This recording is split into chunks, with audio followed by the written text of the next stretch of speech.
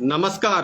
पश्चिम बंगाल की माननीय मुख्यमंत्री ममता जी, आज आपको शपथ ग्रहण जो आपने किया उसके लिए बहुत बहुत धन्यवाद। माननीय मुख्यमंत्री जी, मैं पश्चिम बंगाल बीरभूम जिला नल्हाटी से बोल रहा हूँ। हमारा नाम सुबोध कुमार साहू, हम 5 नंबर वार्ड में रहते हैं। जब से आपका रिजल्ट निकला है ममता जी, तब से आपके टीएमसी के गुंडे मुझे गोली मारने की धमकी देते हैं, मुझे बम मारने की धमकी देते हैं। इस बारे में मैंने आपको एक ईमेल भी किया है। माननीय मुख्यमंत्री जी, मजबूर होकर मुझे मानसिक रूप से इतना परेशान किया जा रहा है कि बोलिए मत। मजबूर होकर मैंने आपके काउंसलर विष्णु प्रसाद जी से मैंने फ़ोन करके क्षमा मांगा कि मैं जीवन में कभी भाजपा को वोट नहीं दूंगा। क्यों पता है? आज भारत के प्रधानमंत्री जी अमित शाह जी, मोदी जी को देखकर मैंने वोट दिया था। आज मेरे साथ उत्पीड़न हो रहा है तो कोई नेता मुझे फ़ोन नहीं करता है। उसके बाद यहाँ के जो टीएमसी के उम्मीदवार जो जीते हैं, राजेंद्र प्रसाद सिंह, उनको हम फ़ोन किए, वो बोलते हैं जो आया हमको मतलब नहीं है। उसके बाद मैंने बीरभूम जिला के एसपी साहब को, नगेंद्र नाथ त्रिपाठी जी को और थाना के ओसी को मैंने व्हाट्सएप पर कॉल रिकॉर्ड भेजा। प्रशासन पुलिस के समझाने के बाद भी आपके टीएमसी के गुंडे मुझे बार बार फ़ोन करते हैं, मुझे धमकी देते हैं।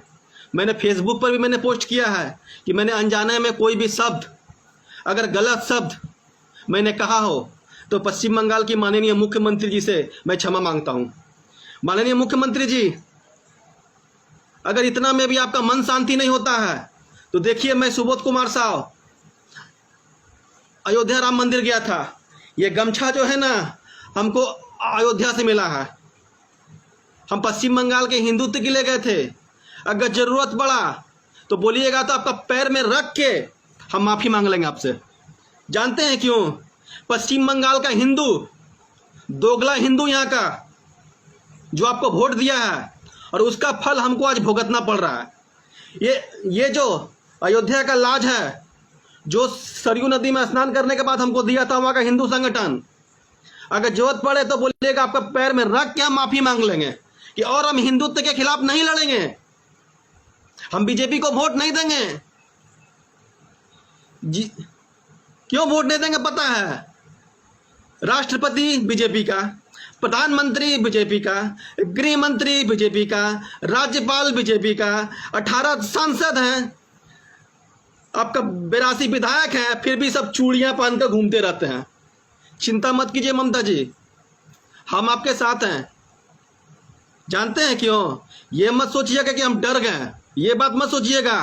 हम डरने वालों में से नहीं हैं, याद रखिएगा। हम केवल झुक रहे हैं ना कि अगर हम मर जाएंगे ना तो पश्चिम बंगाल के हिंदू के खिलाफ कोई नहीं लड़ने वाला है। यहाँ के हिंदू का अस्तित्व खराब है, इसलिए आपके पार्टी के गुंडे मुझे धमकी दे रहे हैं। बोलते हैं कि गोली मारेंगे, कभी बोलते हैं बम मारेंगे। माननीय मुख्यमंत्री जी, इस अयोध्या का गमछा लेकर, ये राम जन्मभूमि का गमछा लेकर हमने अनजाने में कोई भी गलती किया हो तो इस हिंदू का मान सम्मान आपका पैर में फेंक के हम आपसे क्षमा मांगते हैं। माननीय मुख्यमंत्री जी, एक बात ख्याल रखिएगा, आज से हम बाजार जाएंगे और बाजार से आएंगे।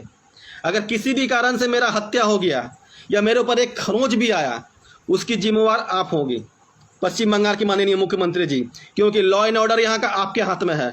और मैं भारत के राष्ट्रपति महोदय से, श्री रामनाथ कोविंद जी से मैं अपील करता हूँ कि आपको मैं 2018 से बार बार लिख कर दे रहा हूँ कि पश्चिम बंगाल में राष्ट्रपति शासन लगाया जाए, क्योंकि पश्चिम बंगाल का राष्ट्रपति शासन, लॉ एंड ऑर्डर इनके हाथ में नहीं है। आज मुख्यमंत्री जी ने प्रेस कॉन्फ्रेंस में कहा कि पश्चिम बंगाल में हिंसा बंद हो जाएंगी, फिर भी टीएमसी के गुंडे मुझे फ़ोन करके धमकी देते हैं। इसका मतलब कि पश्चिम बंगाल के टीएमसी के गुंडे, टीएमसी के कार्यकर्ता ममता बनर्जी को कुत्ता बराबर वैल्यूएशन नहीं देते हैं।